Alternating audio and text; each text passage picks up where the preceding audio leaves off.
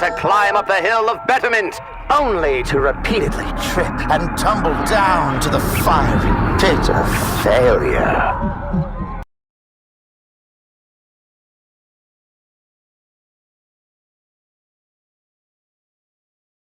The radio demon, one of the most powerful beings hell has ever seen. Not big on politics. Ugh.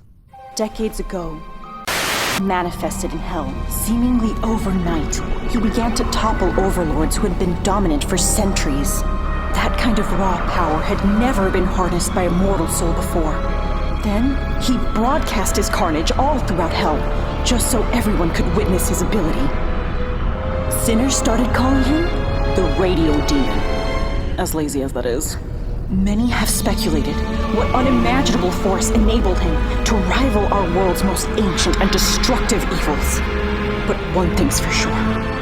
He's an unpredictable source of danger, a wicked spirit of mystery, and a violent monster of chaos, the likes of which we can't risk getting involved with unless we want to end up erased. Now say what you will and argue the semantics all you want, but this is how it is written in the Akashic records of the celestial firmament, so that is just how it is, and it is not up for discussion.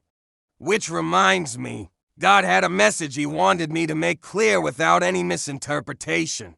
He said, and I quote, "Stop trying to interpret what I say by reading hidden meanings behind the biblical scriptures. When I say I will come in a certain way or appear in a certain manner, then that is how I shall come. To try and interpret some other hidden meaning other than what I say is a form of idolatry, because you are placing that interpreted truth above the truth that I plainly told to you. The only exception to this standard universal understanding is if I come and appear before that individual and provide to him a deeper meaning and understanding of me, and that is for him to understand me is to be beholden only to him, for his eyes have been opened by the living will of God. Also, that in this next event to come, when he comes to move his hand upon the world next, which will be very soon, he shall not be doing so through just me or any single person, but through a large number of people who shall be filled with the will of God like the prophets of old.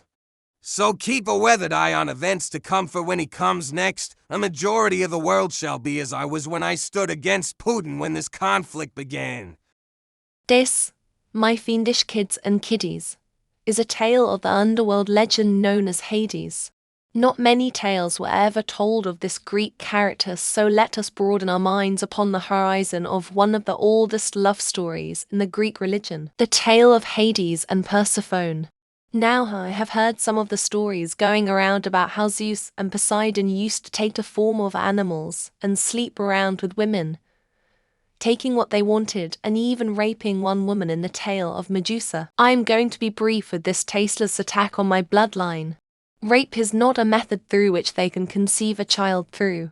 Rape is a violent act that causes a woman's body to go through many violent internal reactions. The seed of a god and their ability to give birth to children is a very delicate process, much more so than mankind's process of rigid passionate mating. Just the descriptions of the mating process of the Immaculate Conception should give you some idea of the gentle atmosphere that must be maintained during the process for a child to be conceived. Also, things such as children and such are mortal issues that only the demigods might have to deal with because of their mortal ties connected through their half-human form, but not an actual god of Olympus. They are non-corporeal, luminous beings. So you see, something such as rape would not be possible or even considerable.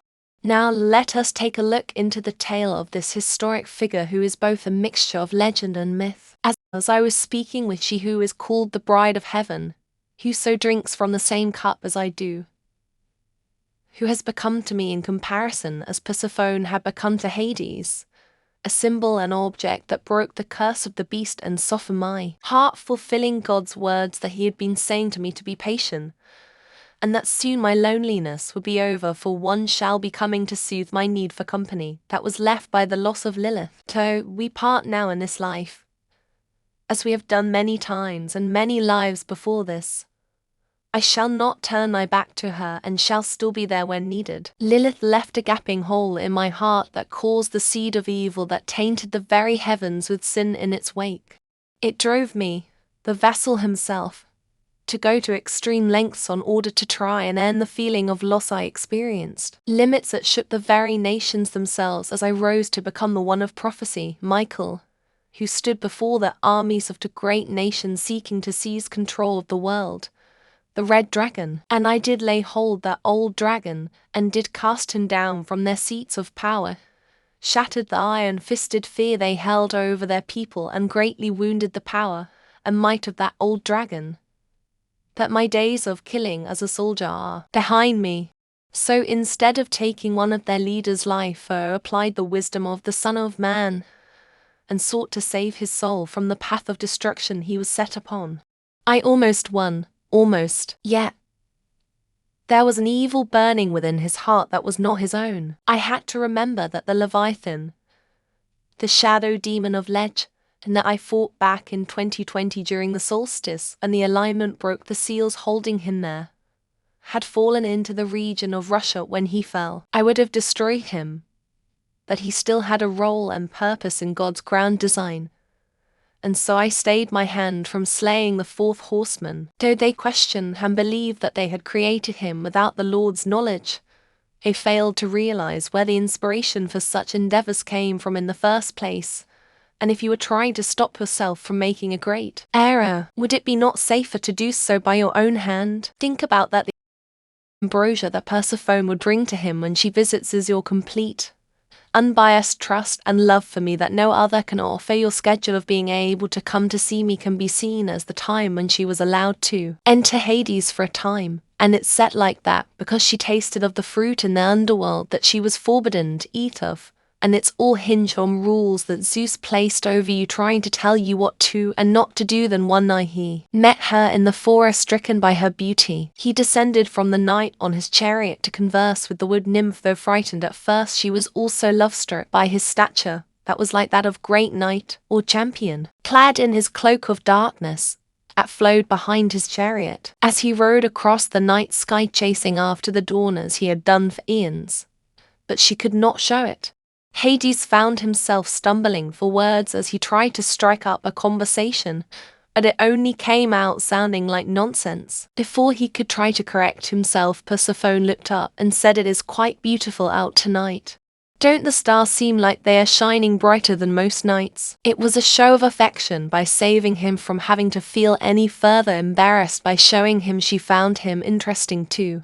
This was the tale of the meeting of Hades and Persephone, something I do not hear told in the tale any longer when they speak of him. Something else that is not mentioned is the effect that she had on Hades. While she was with him, the underworld went through a time of peace and tranquility that gave way to the building of the Elysium fields, the celestial domain, the Praetorian plateau, and the slumbering abyss of the void that has no name. Then one day the denizens of the underworld got together and decided that the underworld was in need of new management because Hades had become, for a lack of a better description, a pussy. And so they kicked him out. On Earth once more he was fine. It had been a while. Zeus kept him tucked away like he was that one guy from the Goonies movie. Chunked. Ha! And if you buy that one, I'll sell you prime real estate property on the White House's front lawn. No, Hades left Olympus because he felt unwanted, shunned, and even resented by his brothers.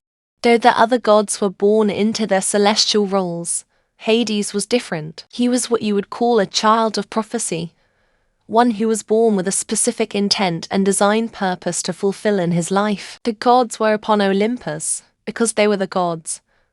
But Hades was on Olympus because he was called there by the winds of fate to fulfill a role and purpose far beyond that of simply Olympus's destiny, a purpose that only the flame of Olympus might be able to reveal. To find out the answers to this, Hades knew he would have to travel into the heart of Olympus and to the core of Zeus's power within the Temple of Time.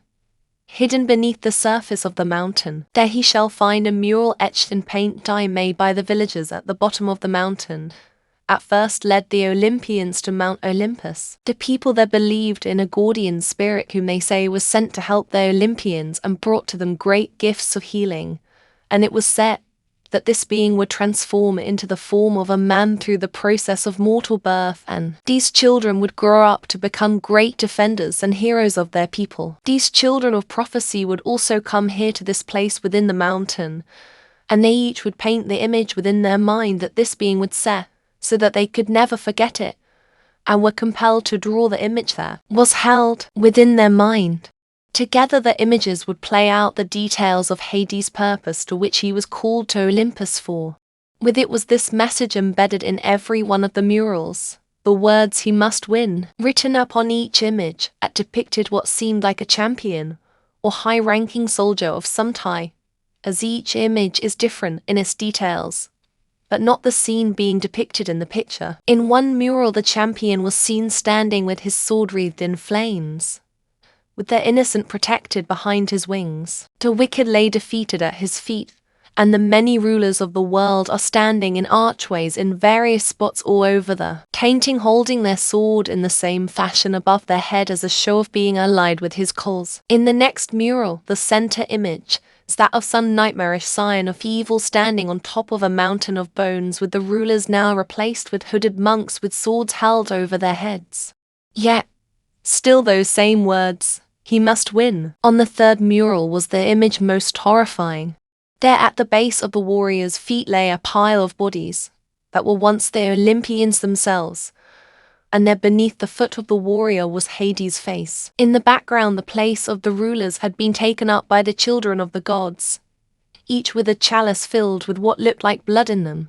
The last scene was the most confusing. There, where the warrior stood this time, was the unmistakable face of Hades standing above not a pile of bodies, but over the body of Zeus, and in the background were the other Olympians, including Zeus, all giving praise to Hades as if he were their savior.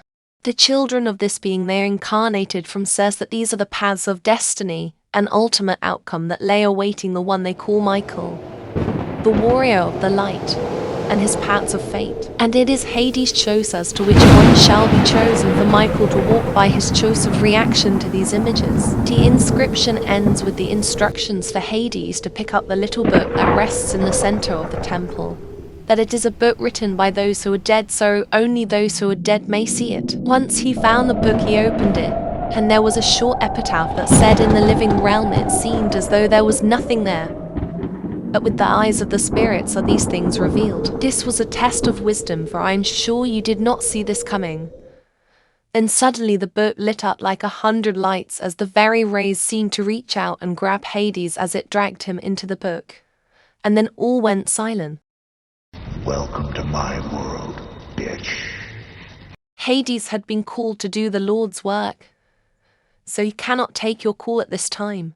Please leave your name and number. What would you like to do with money when I Chabella. If you say that getting money is the most important thing, you will spend your life doing things you don't like doing in order to go on living, that is, to go on doing things you don't like doing, which is stupid. Better to have a short life that is full of what you like doing than a long life spent in a miserable way. And what can you do, my effeminate fellow? I can suck your dick. Ha! No. Your loss.